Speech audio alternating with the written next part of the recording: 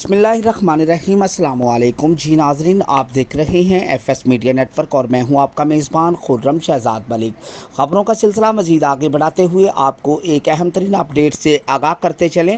سابق نائب صدر پاکستان پیپلز پارٹی یو کے، معروف بزنس مین، سابق مشیر صدر ریاست برائے اوورسیئرز چودھری واجد علی برکی نے ہیلی کاپٹر حادثے میں ایرانی صدر ابراہیم رائسی، وزیر خارجہ اور دیگر ساتھیوں کی شہادت پر گہرے دکھ اور افسوس کا اظہار کیا ہے۔ اپنے تعزیتی پیغام میں چودھری واجد علی برکی نے ایرانی حکومت اور عوام سے دلی ہمدردی اور تعزیت کا اظہار کیا اور کہا، ایران کے صدر ابراہیم رائسی کی شہادت پر دلی رنج اور صدمہ ہوا ہے۔ ہم پوری پاکستانی و کشمیری قوم ایرانی حکومت اور عوام کے غم میں برابر کے شریک ہیں۔ انہوں نے مزید کہا کہ ایران کے صدر ابراہیم رائسی کی خدمات کو ہمیشہ یاد رکھا جائے گا۔ ہم دکھ اور غم کی اس گھڑی میں سوگوار خاندانوں اور اسلامی جمہوریہ ایران کے عوام کے ساتھ دلی تعزیت کا اظہار کرتے ہیں۔ انہوں نے کہا کہ ہماری تمام تر ہمدردیاں اور دعائیں شہداء کے اہل خانہ اور ایرانی عوام کے ساتھ ہیں۔ ایران کے صدر ابراہیم رائسی ایک شاندار عالم اور بصیرت رکھنے والے رہنما تھے۔ ہم نے ابراہیم رائسی جیسا مخلص اور اعلیٰ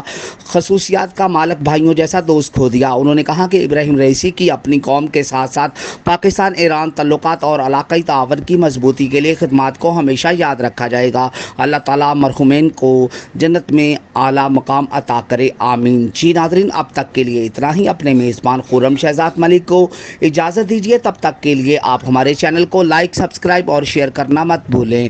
پاکستان زندہ باد۔